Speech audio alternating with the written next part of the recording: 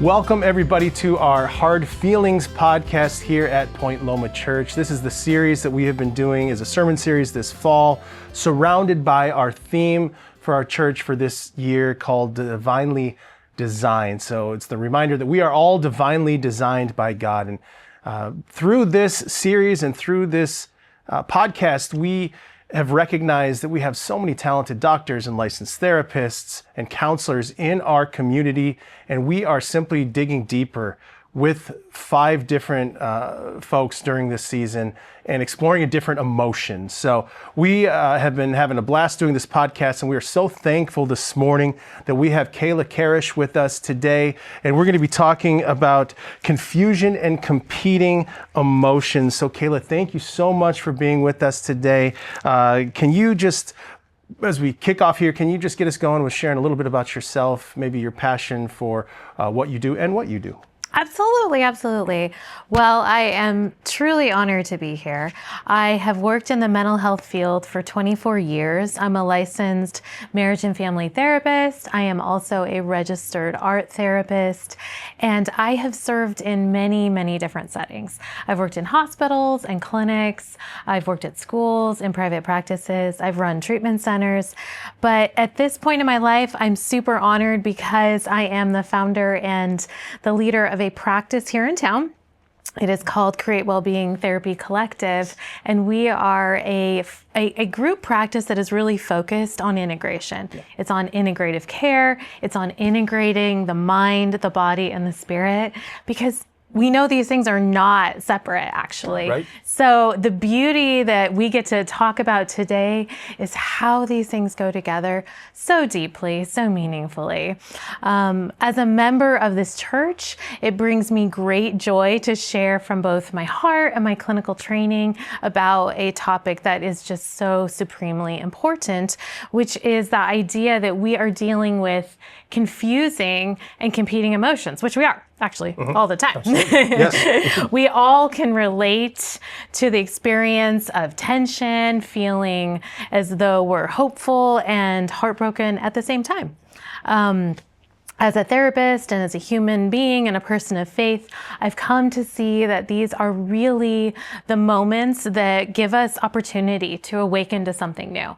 When we're challenged, when we are in a space where we need to step into a different level of faith, actually, in order to be able to receive the sacred invitation for growth and expansion that comes through integration. Great. Well, again, thank you so much for being here. And I think that you had a personal story that you wanted to share as we kick off. Yeah, so when I was thinking about sharing about these emotions that we have that might differ and vary at the same time, I thought about when my grandmother had passed away, and I was very close with her. We were just a very tight bond from the time I was very young. And, you know, she lived to be almost 100. She lived a nice, long, beautiful life. I remember the moment that I got the message from my dad that she had passed, and I had stepped away for just a moment to go to the grocery store, which was probably what was needed so she would go. And I remember feeling both completely heartbroken and also relieved at the same time, which was so strange because it was like, how could I feel that? But she had been suffering and she was in pain, and it was like taking a breath of air and also weeping in the same breath. Yeah. And it seemed so strange to have that be so powerful and to be so overcome and to be able to hold both. Yeah. And that's really what God does. He can hold both for us. So. Well, what a beautiful starting place for us today. So what's actually happening when we experience these the emotional contradictions like that? Yeah, so it's a great question, because we often think that emotions should make sense, like we should fit neatly into feeling joyful and we should have a sense of trust, and that should just kind of be the unwavering, light that we hold. And it's just not a reality. We weren't designed that way. We weren't designed to experience life in a way that's monolithic. God actually designed us to be the complex creatures that we are. And in our minds, in our bodies, and in our brains, this is the nature of being a complex being, which is so beautiful. It's a gift of who we are as human beings, is really to be these complex creatures. Yeah. Well, can you maybe actually talk a bit more about the connection between the body and the brain and the relationship there? Absolutely, absolutely. So from the lens of interpersonal neurobiology, which is a beautiful framework for understanding how we operate as a system internally and in the world, what we're really referencing is the way that emotions, they're not random. They are telling us, and they're always giving us information. They're always giving us clues that help us know how to navigate in the world. And our job is actually to notice and listen to them. So much of what we're trying to expand is actually our own capacity for awareness. So, for example, the idea of how fear shows up for us. It might show up for us as a tightness in our body, a shallowness in our breath, and we know something is there. We are being protected by our nervous system in a way that is designed to keep us on high alert so that we know that something is happening and something is wrong, and we need to be aware and pause and look around. And if we didn't have that signaling, then we wouldn't actually be attuned to our environment. Yeah. Similarly, when we experience sadness, it shows up in our body, right? Sadness has symptoms that are physical. It has symptoms where we're experiencing like a heaviness in our body. And really, it only becomes a symptom when it's stuck there. That's where we get into a space of depression or something that then we're looking for relief and reprieve. But truly, sadness holds a really important role in helping us know that we need comfort, we need rest, we need something to help us feel a little bit better. Anger is also something that helps us to be active, that something is wrong and I don't like it. I don't necessarily always know what it is, but it can show up in the body, and it can show up with clenched muscles, a tightness, a stiffness, and it's letting us know, hey, some sort of boundary has been crossed here. This doesn't seem right. I don't know what is happening, but this just doesn't seem right, and I need to do something about it. Yeah. Well, so with all the different emotions, which is exactly what these podcasts are talking about, we've touched on those throughout the series. So what happens, today we're talking about confusion. So what happens when those signals that we get and those feelings that you just explained, when they overlap? Yeah. So when this happens, the brain can feel disintegrated, meaning different parts are trying to process different realities. It's not a sign of failure. It isn't. It's a sign of our complexity. So from the lens of interpersonal neurobiology, our minds are integrative systems. So they're connecting our body, our brain, and our relationships. When these systems are in sync, we feel calm, we feel connected. When they're not, we experience tension as different parts of us are pulling in different directions. Dr. Dan Siegel talks about this, and he gives us 9 domains of integration, which include things like left-right brain balance, memory integration, and relational connection. When these domains are well integrated, our brains function in harmony. We can hold sadness and hope at the same time, for example, without feeling overwhelmed. And scripture reflects this too. In Psalm 13, we see that David is describing, how long must I suffer like this, essentially? And then, just a moment later in the same breath, he's like, but still I trust in you. I still have faith that you're here with me and that it's going to be okay. And that is the epitome of what it is to be human and to hold that tension as equal parts, all serving a purpose, right? What a great illustration that is with David that you just shared, and such a freeing idea. that mixed feelings aren't a failure of faith, but part of being whole. Absolutely. Emotional integration is not about choosing one feeling over another. It's about holding them together and trusting that God's love can hold us even when our emotions seem to contradict one another. Often when clients come into our practice, this is exactly where they are. And they describe feeling overwhelmed. And that overwhelm has put them into a space of crisis because they can no longer hold and function with emotions that seem so disparate at the time.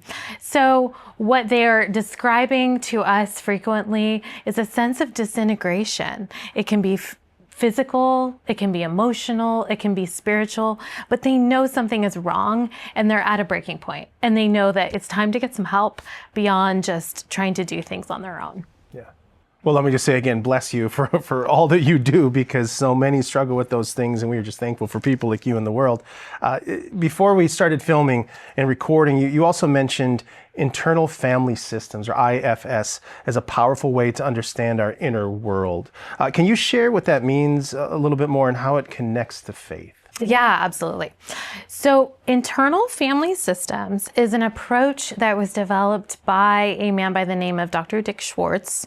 Internal family systems, or IFS, is one of my most favorite frameworks for treatment because it really treats our inner world with such gentleness. It helps us come to different parts of ourselves that we can treat almost as little subpersonalities and trust that they carry emotions, beliefs. Sometimes they hold protective roles for us.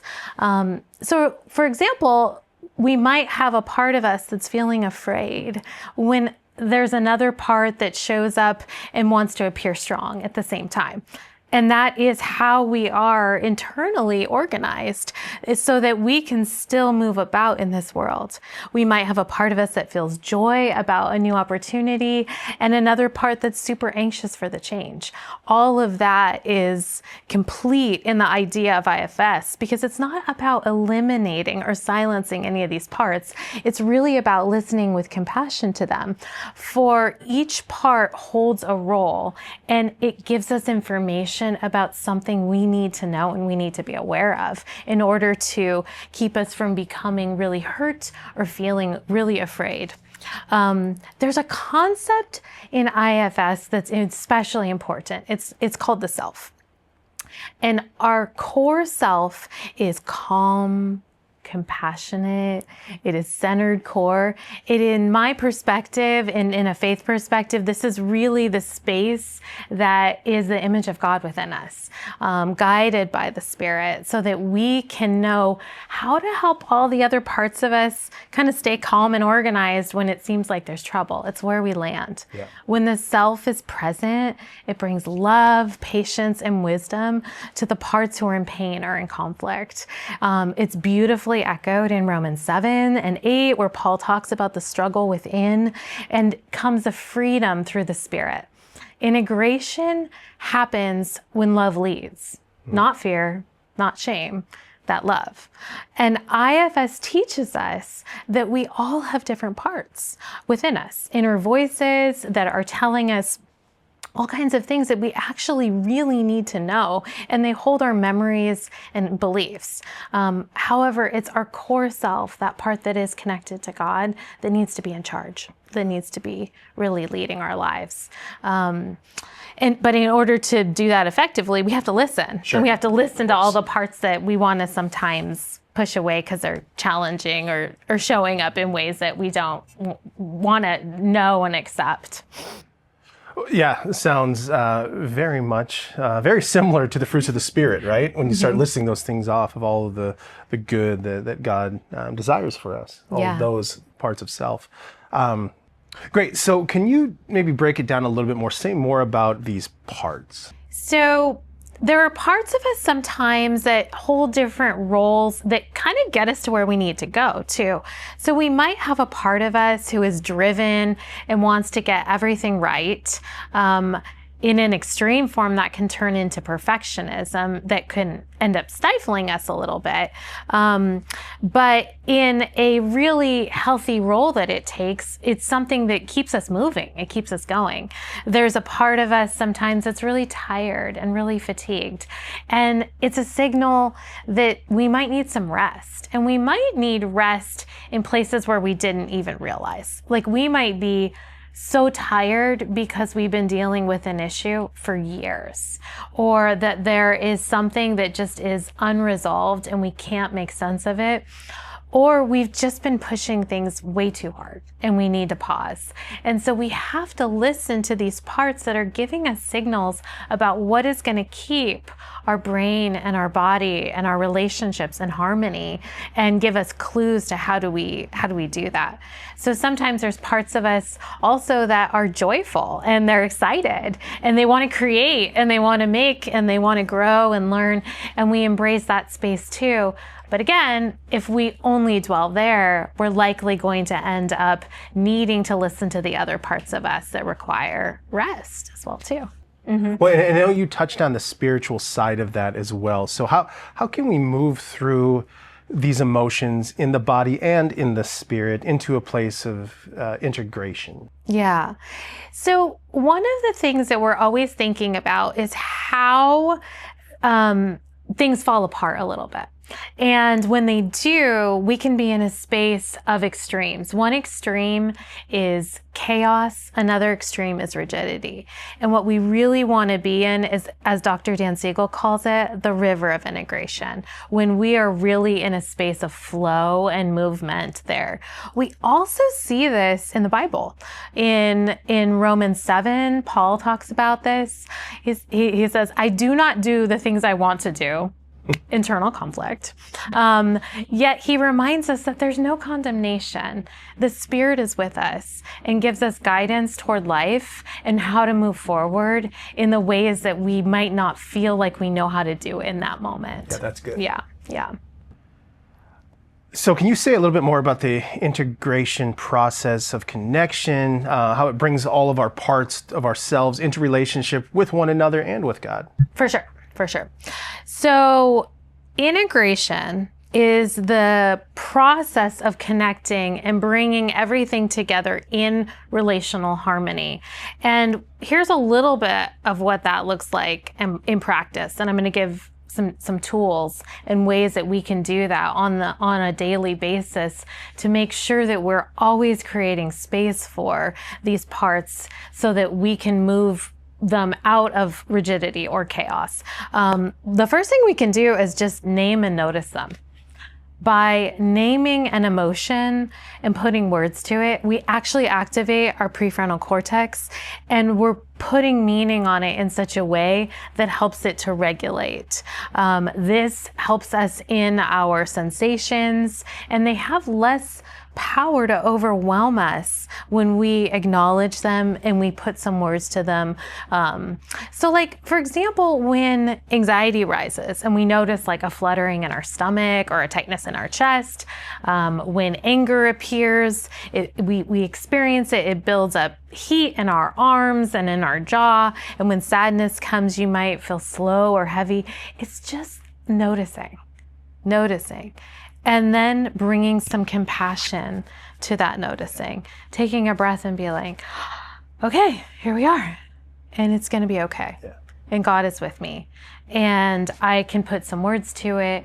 I can put some presence to it, some awareness, and really some deep self-compassion. That's probably the harder part, right? Always, I mean, recognizing it, hey, I'm angry, yeah. But it's the self-compassion part that's probably difficult for most people. 100%. And this is really where we bring compassionate curiosity to those emotions.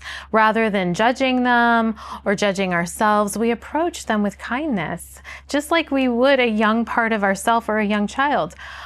This made me feel afraid. Of course this makes me feel afraid. This is so scary. This is a new thing. I'm not familiar with how to do it. I don't really know what I'm doing.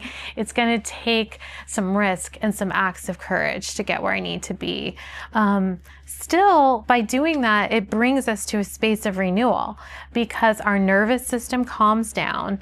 And then it's really what Scripture calls a renewing of the mind. This sanctification and renewal process of bringing awareness and bringing us into relationship with God brings that wholeness that's the heart of integration. Also, as an art therapist, which I love that, how would you encourage people, or what does the creative process look like for folks? I think one of the reasons that I love being an art therapist is because it gives us a tool that facilitates the accessing of more right brain functioning, which opens up more possibility, frankly. Like, it just takes us out of a space of a rigid thought process where we feel stuck, where we feel trapped, and it's like, okay, what is the realm of possibility here for us? We can do this through creating an image of what might be going on, or even just journaling. When we draw, paint, move, it allows our bodies to speak what we can't always access yet in our minds in terms of meaning. And it's often a better first place to go than to try to organize story around something that we don't yet have inhabited fully. I'm just going to say this. I love the creative mindset behind that, because we are so linear in the ways that we think about stuff. And just one quick example, I'm the staff liaison for our board of deacons here at the church, and when a deacon comes on, they have to share their statement of faith. And a couple years ago, we had one deacon who was really struggling with that, didn't know what to write, didn't know how to articulate it in words. And we were literally able to say to her, "Can you just paint a picture? Oh my goodness! Can you paint a picture of your faith?" And it was just, and that worked. That was the expression of That was the way. Yes, that's beautiful. I love that. So is there? And I love that you let them do that. That's great. Yeah, absolutely. Yeah. So is there a connection then also with prayer for those on that spiritual side? For sure. So integration happens through prayer and in that connective space. Because what happens when we encounter God is that we experience the love of God, and it brings us into a space of safety and comfort and knowing. It literally can just calm our nervous system so that then we can respond rather than react. And it can be as simple as, Spirit, help me welcome what I am feeling with love, with kindness and care, and really create space for us to have grace to allow that to flow through the body. Yeah. Well, and so what you're describing, it feels like both science and sacred practices, this kind of movement towards wholeness. How do you see this connecting to our faith and our church's mission? For sure. You know, I do not and have never understood or seen this as like a segmented understanding of the self. For me, it really is always a mind, body, spirit understanding towards healing. One of the things that I love about this church is our mission, which is loving everyone to life with everything we have. How beautiful is that? And how much is that really about the integration of mind, body, and spirit? When we love everyone to life, we welcome, and we welcome the parts of them. God, even the parts of me that are afraid or ashamed, I welcome you, and I welcome that in others. It's really the space of bringing wholeness and really embracing the humanity of who we are, mind, body, spirit, and all in relationship. So integration as transformation, how do these models, interpersonal neurobiology and IFS, how do they fit with spiritual transformation? How do they help us grow in our faith? Yeah, really, they point us to integration in a way that is very consistent with the Bible and what God has called us to do, to love God with our heart and our mind and all our strength. And that's wholeness. You know, that is really the beauty of wholeness. And that is what we know also from science facilitates well-being. And well-being is really where we can land and know that we are whole.